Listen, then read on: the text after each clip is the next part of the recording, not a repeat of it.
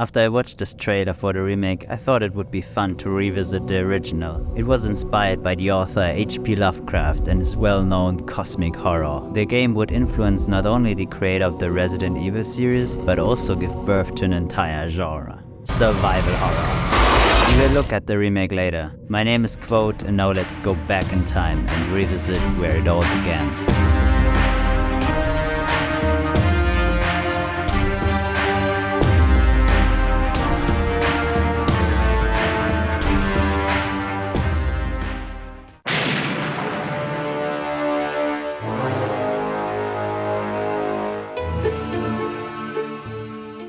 Right at the beginning, we have the choice between Emily Hartwood and Edward Carnby. Because of my male voice and reasons, we have to stick with Edward, but if you stay until the end, you will also see the ending for Emily Hartwood. Now, let's begin. It's the 1920s. A man hanged himself under mysterious circumstances in his mansion. You were hired to retrieve an old piano from the mansion called the Seto. The man was found in the same room as the piano. It's not a job you would normally take, but you are desperate right now. What?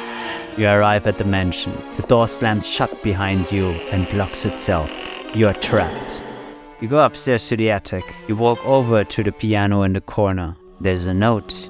Someone drove him to commit suicide. Something is trying to break the window. You rush over and use a closet as a barrier. You discover a shotgun and shells in a chest. This gives you a sense of security. At the very least, you won't go down undefended. You also take an oil lamp and a strange-looking blanket with you. You make your way downstairs. You grab a bow that is leaning against the shelf, walk through the passage and... you enter the door to the left. You find a key on a table. You use it on a chest and find a sword. A zombie. The sword breaks, but you still manage to defeat him. You run across the hall. You find a vase on a shelf. The window shatters. Smash the vase on the floor and find a key. You open the drawer and find two strange mirrors. You run to the end of the passage. Two winged monsters are blocking your way. You place both mirrors on the statues facing them. With a terrible scream, they collapse and disappear. You go into the bedroom of the deceased man to get more clues about what the hell is going on here. You find his diary. You hear something at the window. You buckle your shotgun. You will not let them drive you insane. You will not. Steps lead you down to another room. You find a statue with some hidden errors. Spiders! Better run back upstairs. You enter a door to a hallway. You move into complete darkness. You light your lamp and there's a statue on the table. The book next to it suggests you use it against possessed objects. A long corridor opens up before you. There's no time to lose. Better cover that creep. And shoot them with arrows. Next to this killing painting, a room opens up. It contains a strange dummy of a book. As you inspect the clock, you can see cracks. Push it aside and find a key and a parchment. You enter a dark room. As you light the lamp, you discover a huge library. Maybe you can find some hints here on how to get out of this mess. So you use the dummy book to find a hidden room to escape that thing. You find a knife, an amulet and a book and... Deviamus mysteries non absolvo folem legendum fatum et eum versus. You can kill it with this ritual knife. You go outside and send this thing back to where it came from. You move further. Back in the room with the knight. You throw the statue and destroy him. Finally, you now have all the pieces of the puzzle. The man who killed himself, Jeremy Hartwood, was not mad. Stumbling over a cave under the house, he found out what was going to happen to him if he stayed. Like a man you have read about, all after he met some pirates. Jeremy Hartwood was meant to be a living sacrifice. You go further and find a pirate. He's mute and tries to kill you, so you fight him in a duel. He dies and leaves a key. Finally, the entrance. Maybe you can use some force to open...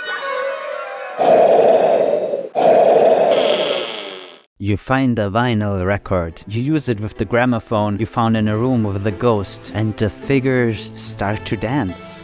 You squeeze through and find a big weird looking key, the last piece. You open the locked door, place the matching sword on the wall, and the secret passage opens. You run through the tunnel, better keep running. You shoot the creature.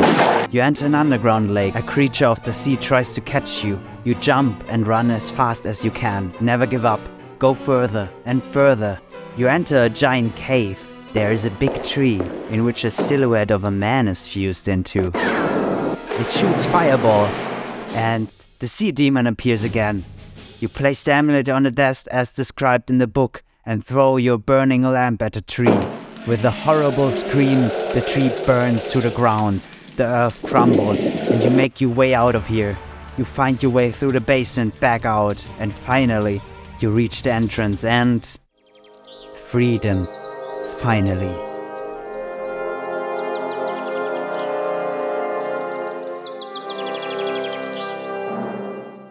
What if it wasn't you who survived all of this?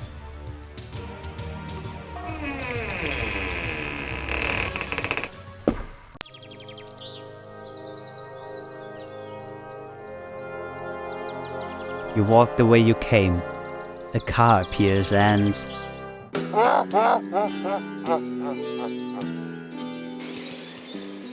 Like and comment if you want to see more intriguing game stories. It's amazing how far technology has come. Thank you to Frederick Renal for designing this old gem. Without this game, we would not have seen the kinds of Resident Evil and other survival horror games. Not only was Alone in the Dark the first 3D survival horror game, but it also introduced new horror mechanics, like killing you while doing normal stuff, like reading or walking, or gets you used to music whenever enemies appear, only to have it then play randomly to scare you. I'm super excited that this game gets a remake. It looks totally different gameplay-wise. You need to investigate the people and defend yourself against disfigured creatures, which look way more like figures out of H.P. Lovecraft stories. Also, it looks like all the pirates were cut, but they added little creepy kids, which is nice. In this version, your uncle hasn't hung himself, but gone missing. The Seto Manor is not his mansion anymore, but a home for the mentally fatigued. The story was rethought by Michael Hedberg, who created great horror games like Soma and Amnesia. Rumors have it that the game should be released the end of this year 2023 or beginning of next year. Can't wait to hear what you think. Check out my other game stories. Yours sincerely, qvothe.